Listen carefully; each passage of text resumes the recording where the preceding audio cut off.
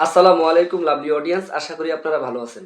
গতকালকে Argentina versus মিশরের round of 16 খেলাটা আপনারা অবশ্যই উপভোগ করেছেন এবং সেটা খুবই টাফনেস ছিল মিশরের জন্য, যেমনিভাবে আর্জেন্টিনার জন্য। যাই হোক, আজকের এই ভিডিওতে আপনাদেরকে কিছু বিশ্লেষণ টাইপের চেষ্টা করব, আপনাদেরকে দেখাবো, স্ক্রিনের মাধ্যমে দেখাবো কিছু পিকচার্স। আসলে এটা কি ফাইনালি হয়েছে নাকি আসলেই এটা ফেভারেবল অথবা ফেয়ার খেলা হয়েছে, সেটা নিয়ে বিশ্লেষণ করব।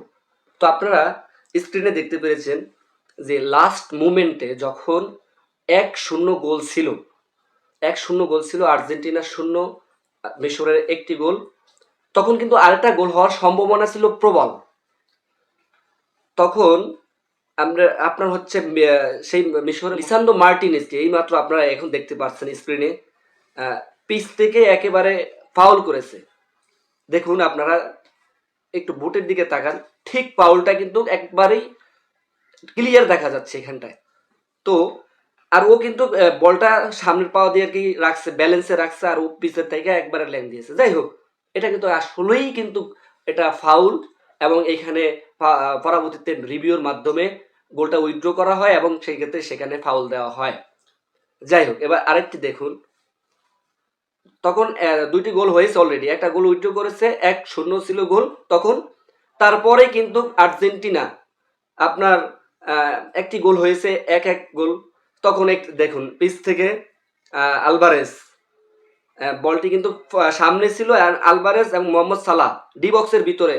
হ্যাঁ, তখন এটা কিন্তু আপনার কোনো মতেই ফাউল হয় না, এটা ডি বক্সে, আর্জেন্টিনার ডি বক্সে কোনো মতেই ফাউল হচ্ছে না।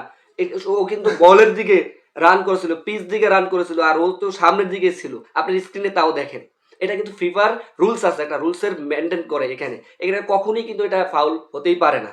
আর অনেকে ভাবতে আছে যে এটা ফাইনালি করে আর্জেন্টিনাকে উপরের দিকে উঠিয়ে দিয়েছে এবং তাদেরকে, এটা সম্পূর্ণ চক্রান্ত ছিল। এবং মিশরের অনেক প্লেয়ারও এই দাবি করেছে এবং স্বয়ং তাদের কিপারও দাবি করেছে। তো এটা আসলে আমার মতে আমি দেখছি যে এখানটা অনেক নিখুঁতভাবে পরীক্ষা করেছি যে এটা কোনো মতেই ফাউল হচ্ছে না, কারণ ও কিন্তু বলের দিকে ব্যালেন্স করেছিল, পিচ থেকে কিন্তু মোহাম্মদ সালাহ সে পড়ে গেছে, এটা কোনো মতেই ফাউল হচ্ছে না। আর তারা সেই সময় কোনো রকম মানে রিভিউর জন্য আবেদনও করেনি, খেলা তো কন্টিনিউয়াসলি চলতে আছে। যাই হোক, 1-1 গোল আর্জেন্টিনার, কিন্তু অনেক আবেদন চেষ্টা করছে আবেদন করার জন্য, আবেদন হয়নি। দুই গোল, 2-2 গোল যখন হয়েছে তখন ভাবছিলাম যে আর্জেন্টিনা হয়তো ট্রাইব্রেকারে যাবে, সেটাও হয় নাই। কিন্তু লাস্ট মুমেন্টে যায় আর্জেন্টিনা 3-2 গোলে শেষ পর্যন্ত আর্জেন্টিনা উইন করে বিদায় নেন।